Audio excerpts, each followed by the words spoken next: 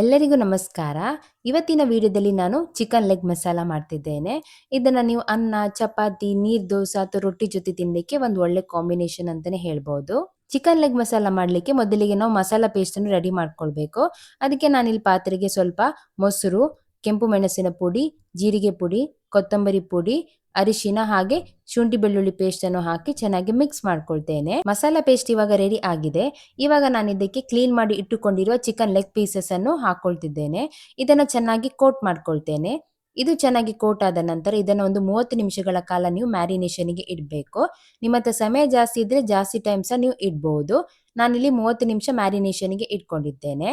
ಇವಾಗ ನಾನೊಂದು ಪ್ಯಾನಿಗೆ ಸ್ವಲ್ಪ ಬಟರ್ ಹಾಕಿ, ಬಟರ್ ಮೆಲ್ಟ್ ಆದ ನಂತರ ಅದಕ್ಕೆ ನಾನು ಒಂದು ಈರುಳ್ಳಿಯನ್ನು ಹಾಕೊಂಡು ಅದನ್ನು ಚೆನ್ನಾಗಿ ಫ್ರೈ ಮಾಡ್ಕೊಳ್ತೇನೆ.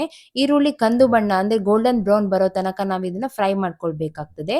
ಈರುಳ್ಳಿ ಇವಾಗ ಕಲರ್ ಚೇಂಜ್ ಆಗಿದೆ. ಇವಾಗ ನಾನು ಅದಕ್ಕೆ ಮ್ಯಾರಿನೇಟ್ ಮಾಡಿರೋ ಚಿಕನ್ ಲೆಗ್ ಪೀಸಸ್ ಅನ್ನು ಹಾಕೊಳ್ತಿದ್ದೇನೆ. ಜೊತೆಗೆ ಸ್ವಲ್ಪ ನೀರನ್ನು ಸೇರಿಸ್ಕೊಳ್ತಿದ್ದೇನೆ.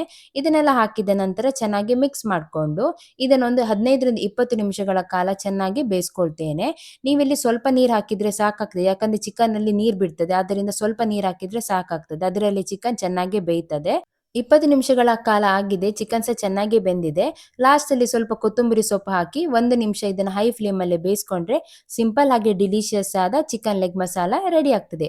ಹಾಗೆ ನಿಮ್ಗೆ ಏನಾದ್ರೂ ವಿಡಿಯೋ ಇಷ್ಟ ಆಗಿದ್ರೆ ಲೈಕ್ ಮತ್ತೆ ಶೇರ್ ಮಾಡಿ, ಹಾಗೆ ಕಮೆಂಟ್ ಅಲ್ಲಿ ತಿಳಿಸಿ ಹೇಗಾಗಿದೆ ಅಂತ. ಮುಂದಿನ ವಿಡಿಯೋದಲ್ಲಿ ಸಿಗೋಣ. ನಮಸ್ಕಾರ.